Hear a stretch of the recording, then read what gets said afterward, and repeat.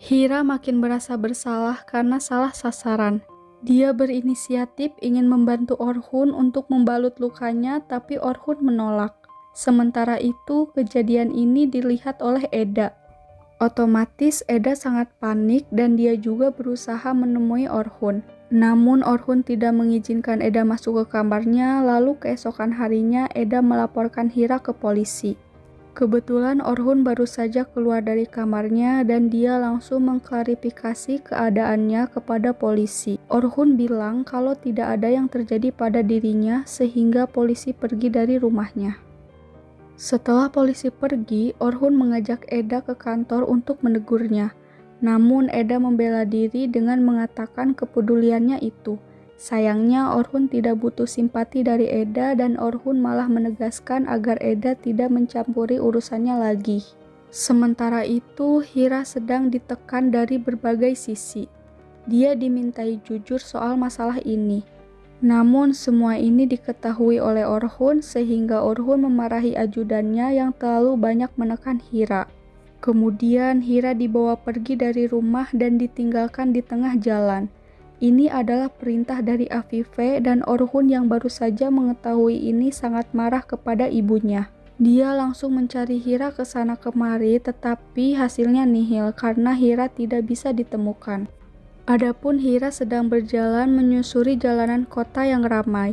Dia juga menahan rasa lapar karena dia tidak mau memakai uang pemberian dari Afife. Rasa lapar itu membuat Hira kehilangan fokus sampai Hira hampir tertabrak mobil. Di dalam mobil itu terdapat sepasang suami istri yang sedang bertengkar. Engin menurunkan Meryem di tengah jalan karena dia lebih mementingkan urusannya. Dari sinilah Meryem menolong Hira yang sedang kelaparan. Dia memberinya makan dan membawanya ke rumah. Di sana Hira bercerita tentang asal-usulnya dan penderitaannya sewaktu dia menjadi budak. Mendengar cerita Hira membuat Meryem sedih, meskipun sebenarnya dia juga mengalami banyak penderitaan di dalam pernikahannya. Dan benar saja, setelah Hira pergi dari rumah, Engin pulang dengan wajah penuh emosi. Rupanya pembantu melaporkan Meryem karena membawa orang asing ke rumahnya. Beberapa jam kemudian, polisi melaporkan kabar duka kepada Meryem. Engin mengalami laka lantas dan kehilangan nyawanya. Ditambah lagi perusahaannya bangkrut sehingga mengharuskan Meryem pergi dari rumah karena semua aset disita. Kemudian Meryem pulang ke rumah ibunya. Pertemuan ini sangat mengharukan karena selama ini komunikasi antara ibu dan anak selalu dibatasi oleh Engin. Hira kembali ke rumah Demirhanlı.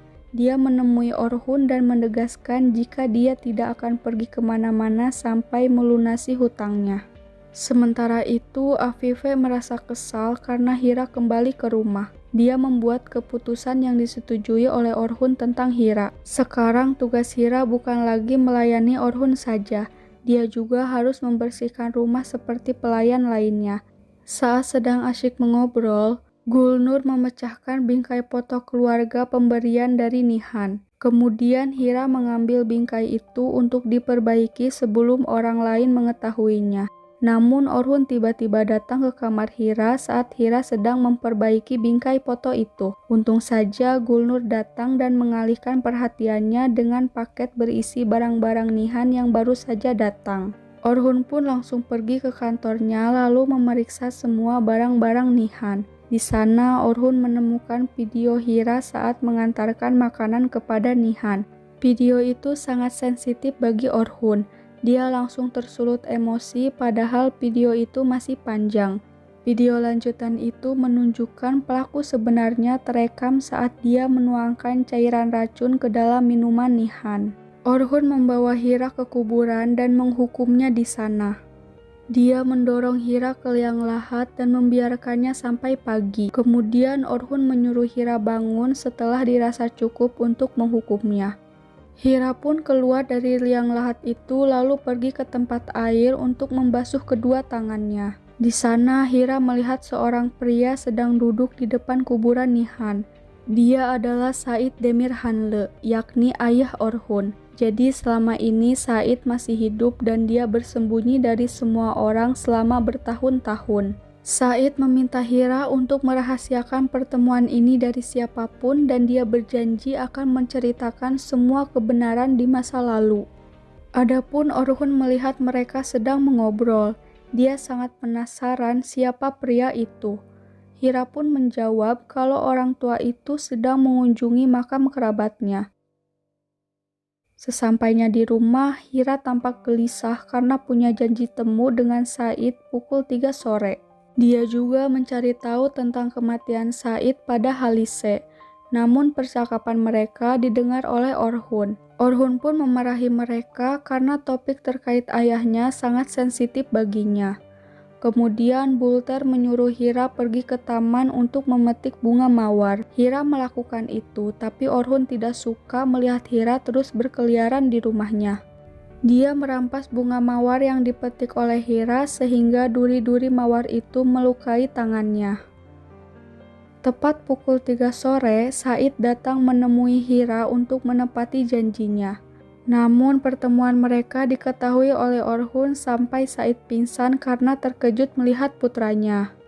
Kondisi kesehatan Said sangat mengkhawatirkan karena selama bertahun-tahun dia tidak pernah berobat. Hal ini membuat Orhun sedih karena ayahnya hidup dalam kesusahan sementara hidup mereka dikelilingi kemewahan. Kemudian Afife menghubungi Orhun dan menyuruhnya pulang karena adiknya baru saja kembali dari rumah pertanian. Di saat Orhun pulang, Said memanggil Hira ke ruangannya. Dia ingin melanjutkan cerita yang sempat tertunda, namun kondisi badannya tidak mendukungnya. Said kembali kritis, lalu Orhun datang dan menemani ayahnya di ruangan intensif. Dalam lamunannya, Orhun mencerna setiap kata-kata ibunya di masa lalu yang selalu menekan anak-anaknya agar tidak menangisi kematian ayahnya. Kemudian Hira menghampiri Orhun untuk menyampaikan apa yang dikatakan oleh ayahnya saat Orhun pulang. Said bilang kalau kematiannya direkayasa oleh seseorang. Mendengar kata seseorang membuat Orhun curiga kepada ibunya. Dia mencoba memancing reaksi ibunya dengan membahas kuburan ayahnya yang akan dipindahkan. Afife tampak tegang mendengar rencana putranya, sedangkan Orhun mencoba tenang agar semuanya terungkap. Afife mulai curiga kepada Orhun. Dia mengikuti Orhun ke rumah sakit dan terkejut melihat Said berada di sana. Sementara itu, Said ketakutan sehingga kondisinya kembali drop dan kritis. Said sadar hidupnya tidak akan lama lagi.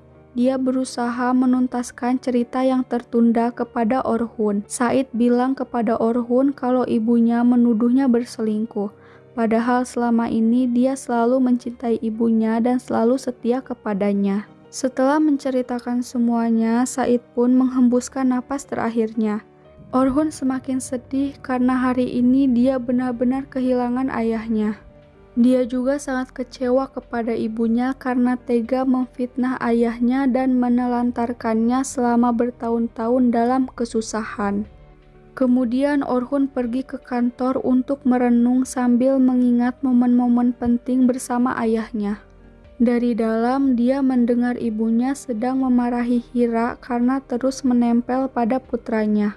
Sekarang Orhun mengerti mengapa ibunya tega membuang ayahnya. Semua itu karena kesenjangan harta.